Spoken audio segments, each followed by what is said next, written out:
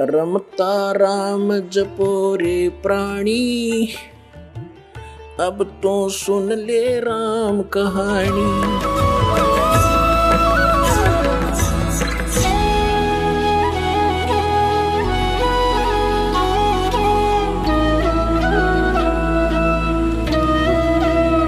अब हम आपको दिखाते हैं वेद क्या बताते हैं परमात्मा के विषय में, वो कैसी लीला करता है।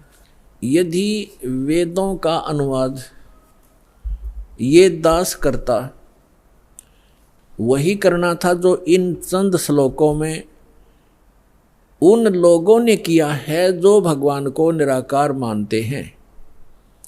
उनकी फाइनल है ये, उनका किनका, आर्य समाज वालों का, महर्षि दयानंद और उनके चेलों का ये फाइनल फैसला है कि भगवान निराकार है, उसका कोई शरीर नहीं है, उसका कोई बॉडी नहीं है।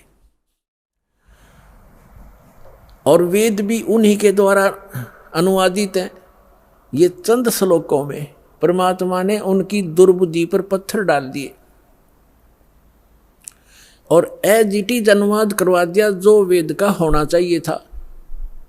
थोड़ा बहुत उन्होंने गड़बड़ी की है, वो आप बुद्धिमान समाज आसानी से समझ सकता है। परमात्मा के द्वारा दिए गए तत्व ज्ञान से उसको आसानी से समझ सकते। तो देख कमाल की बात है, आपके ऊपर रहम है दाता का कि उन्हीं के द्वारा अनुवादित में ये स्पष्ट है कि परमात्मा मनुष्य सदृश है, वहाँ से चल कर आता है और वो एक पुण्य आत्माओं को मिलता है, अच्छी आत्माओं को मिलता है। और किस लिए मिलता है? उनको उपदेश देता है, उनको तत्व ज्ञान सुनाता है। और वो क्या लीला करता है ये देखिएगा। अब ये आर्य प्रतिनिधि सभा यानी महर्षि दयानंद के चेलों द्वारा अनुवादित है, जो भगवान को निराकार मानते हैं।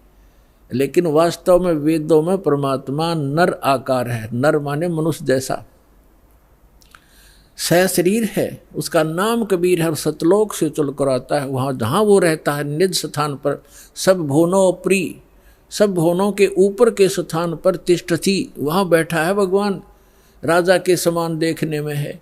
वहाँ से चल कर आता है, 3 प्रकार से लीला करता है। जब तीसरी द्वितीय प्रकार की लीला करता है, वो एक शिशु रूप धारण करके कमल के फूल के ऊपर, जल के ऊपर विराजमान होता है, जिस कारण से वो परमात्मा नारायण कहलाता है। नारायण का अर्थ होता है जल के ऊपर आके निवास करने वाला, आकर विराजमान होने वाला।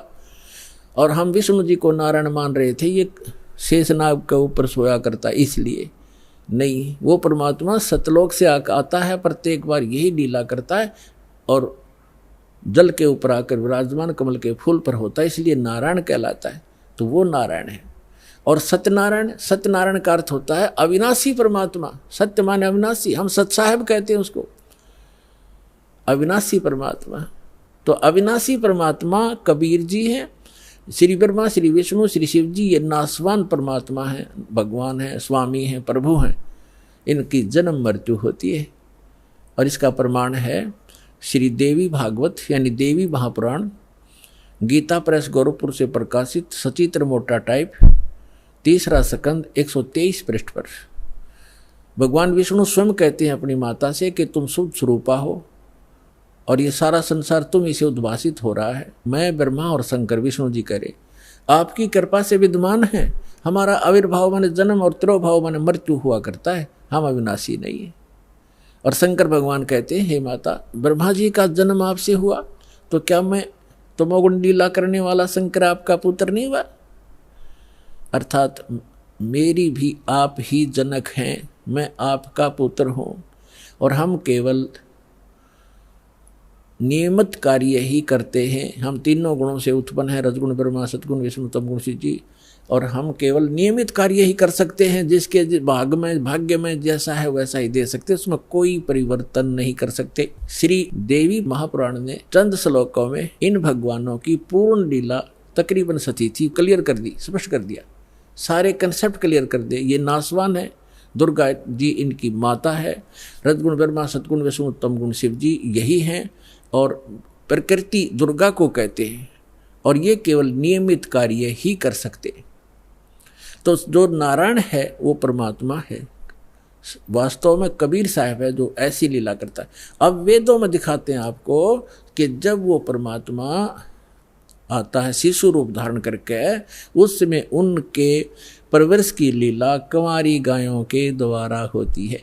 ये देखो, अब हम वेद पढ़ रहे हैं, आपको दिखा रहे हैं, ये वेद हैं। अभी आपको दिखाया था, अब और देखो फिर पुनः दिखाते हैं। ये कहाँ से प्रकाशित है? सर्वदेशी कार्य प्रतिनिधि सभा, महर्षि दानंद भवन, रामलीला मैदान, नई दिल्ली से। और ये इसके अनुवादक और ये मुद्रक Prince offset printers 1510 Pataudi house, Daryaganj, नई दिल्ली से। और अब हम आपको ऋग्वेद मंडल नंबर 9 का और सूक्त नंबर 1 दिखाते हैं। ये देखिएगा, ऋग्वेद भाष्यम अथ नवम मंडल, 9वां मंडल प्रारंभ होता है। इसका ये प्रथम मंत्र है। इसमें क्या लिखा है कि हे सोम स्वभाव परमात्मन, यानी परमात्मा की महिमा चल रही है। सोम माने परमात्मा, सोम, ये भी ध्यान रखना, अभी आगे चल के आपको ये हेल्प करेगा इस ज्ञान को समझने में। ये 1 नंबर मंत्र, मंडल नंबर 9 सूक्त नंबर 1 का अब मंत्र नंबर हम दूसरा पढ़ रहे हैं। इसमें है हे परमात्मन आप, है ना, परमात्मा की महिमा चल रही है, ये ध्यान रखना। अब तीसरे मंत्र में हे परमात्मन, चौथे मंत्र में हे परमात्मन आप, है ना, महिमा भगवान की। और 5वें मंत्र में हे परमात्मन आप, यानी परमात्मा की महिमा चल रही है। अब छठे मंत्र में मंडल नंबर 9 सूक्त 1 मंत्र 6, हे परमात्मन, है परमात्मा की महिमा। और अब यहाँ 7वें और 8वें में इनका याद आ गया महर्षि के चेल्यां के। अब यदि हम यहाँ परमात्मा लिख देंगे, आगे परमात्मा को की महिमा है कि वो बालक रूप धारण करके आता है, 3 प्रकार के शरीर धारण करता है, तो जनता के समझ में ना आ जावे कि भगवान नर आकार है। तो यहाँ इन्होंने परमात्मा ना लिख के पुरुष लिख दिया। ये देखिएगा, ऋग्वेद मंडल नंबर 9 सूक्त 1 और मंत्र नंबर 7। इसमें 6 तक तो उस हे परमात्मा लिखते आ रहे हैं, 6ठे तक तो। अब 7वें में इनकी बुद्धि फिर थोड़ी सी उकस गई, यहाँ लिख दिया तम उस पुरुष को, उस पुरुष लिख दिया, भगवान नहीं लिखा। अच्छा, यहाँ तीसरा फिर उस पुरुष को। अब ये पुरुष और कंसेप्ट क्लियर करना पड़ेगा, पुरुष माने परमात्मा होता है। अब देखो, महर्षि दानंद के द्वारा ज्ञान दिया गया है कि परमात्मा निराकार है, और जिसको माना है आर्य समाज के व्यक्तियों ने, और पूरा विश्व ही माने बैठा है कि भगवान निराकार है। अब महर्षि दानंद को हम छोड़ देंगे, क्योंकि हमने वेदों से प्रमाणित करना है कि वेद क्या कहते हैं। यजुर्वेद उन्हीं के द्वारा अनुवाद है, महर्षि दानंद के द्वारा। यजुर्वेद अध्याय नंबर 40 के मंत्र नंबर 15 और 17 में ये कंसेप्ट कति क्लियर हो जाएगा। जैसे वेद ज्ञान परमात्मा ने दिया, उस पूर्ण परमात्मा ने इसके अंतःकरण में फीड कर दिया। उस मालिक ने जो इसमें लिखना था वो लिख दिया, ताकि हम आसानी से समझ सकें। जिसने आगे वेदों को फिर बताया है, दिया है, समझाया है, उसमें लिखा है कि वेद ज्ञान दाता ये कहता है। अब वेद ज्ञान दाता, अब ये यहाँ काल माना जाएगा ब्रह्म, क्योंकि इसने आगे प्रदान किए हैं और इसको भगवान उस परम पिता ने दिए हैं, इसलिए ये गॉड गिवन है। और आगे जो इसने दिया है वो इस ब्रह्म के द्वारा दिए गए, इसलिए ये ब्रह्म गिवन भी कहे जाते हैं, गीता और ये दोनों वेद। तो यहाँ 40वें अध्याय के 15वें श्लोक में ये खुद कहता है कि मेरा ते कोम नाम है, और 17वें में भी यही स्पष्ट करता है कि मेरा ते कोम नाम है। और वो परमात्मा गुप्त है, वो पुरुष माने परमात्मा पूर्ण ब्रह्म ऊपर रहता है, वो गुप्त है। ये देखना, यजुर्वेद उठा लिया, ऋग्वेद रख दिया, और महर्षि दानंद सरस्वती ये वही है। सार्वदेशी कार्य प्रतिनिधि सभा, महर्षि 2/5 महर्षि दानंद भवन, रामलीला मैदान, नई दिल्ली से। यजुर्वेद आर्य भाष्य, महर्षि दानंद सरस्वती, मुद्रक है Prince offset printers 1510 Pataudi house, Daryaganj, नई दिल्ली से। ये यहाँ से छपा है। यजुर्वेद का अंतिम अध्याय है 40वां, इसमें टोटल 40 अध्याय हैं, 40 ओनली। और इसमें 40वें अध्याय में 17 मंत्र हैं और इसमें पूरे यजुर्वेद का लगभग निष्कर्ष है।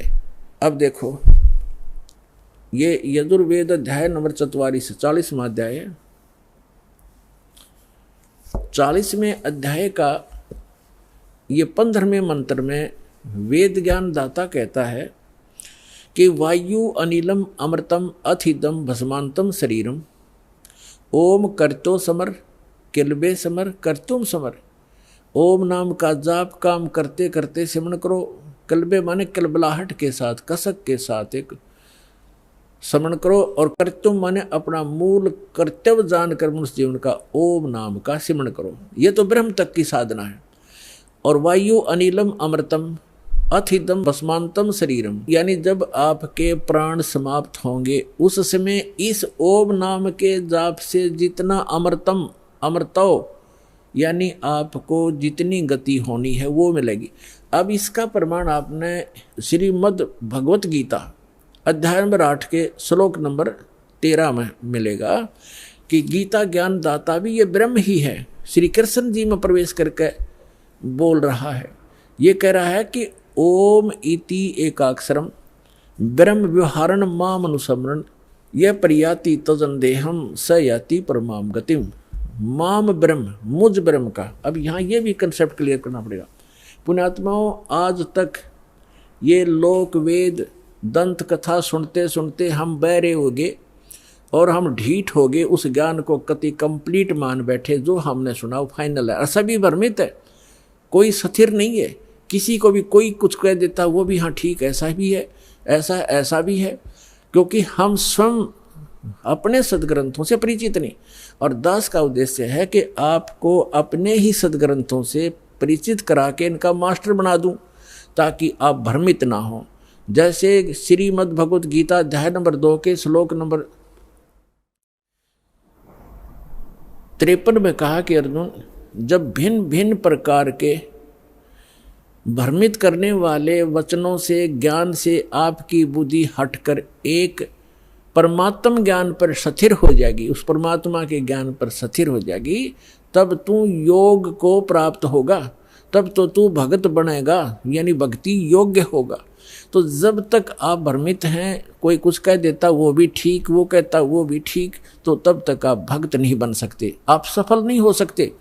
तो दास चाहता है कि आपकी ये सारी भ्रमणा और अज्ञान मिटा कर एक परमात्म उस तत्व ज्ञान पर स्थिर कर दूं, जिसके लिए आपको परमात्मा ने शिक्षित बनाया, आपके ऊपर रहम किया।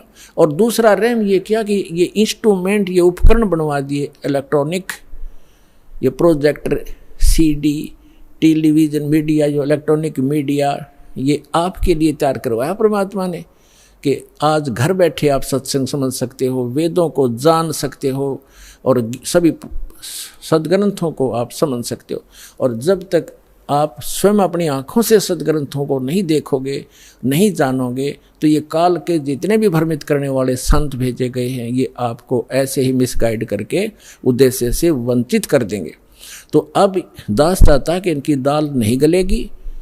आप शिक्षित हैं, बेटा बेटी भाई बहन सब शिक्षित हैं और सदग्रंथ हमारे पास है। तो अब एक ये समझो कि आपका जीवन का उद्देश्य क्या है, ये समझ में आओगा सत्संग से।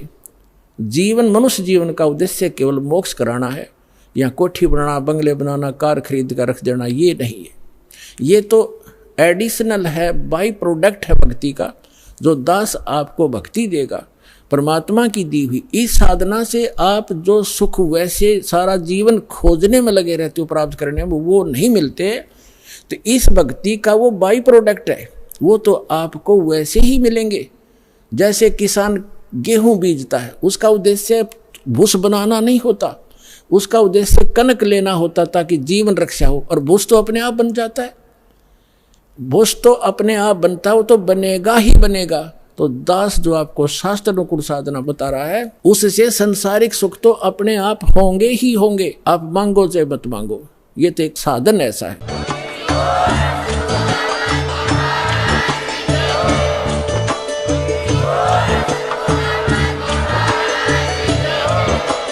आप सुन रहे थे जगत गुरु तत्वदर्शी संत रामपाल जी महाराज जी के मंगल प्रवचन। अधिक जानकारी के लिए विजिट कीजिए हमारी वेबसाइट www.jagatgururampalji.org। संत रामपाल जी महाराज जी के शुभ आशीर्वाद से पूरे विश्व भर में 500 से भी ज्यादा नाम दीक्षा केंद्र हैं, जिन पर संत रामपाल जी महाराज जी द्वारा ऑनलाइन निशुल्क नाम दीक्षा दी जा रही है। अपने नजदीकी नाम दीक्षा केंद्र का पता करने के लिए संपर्क करें 8222880541।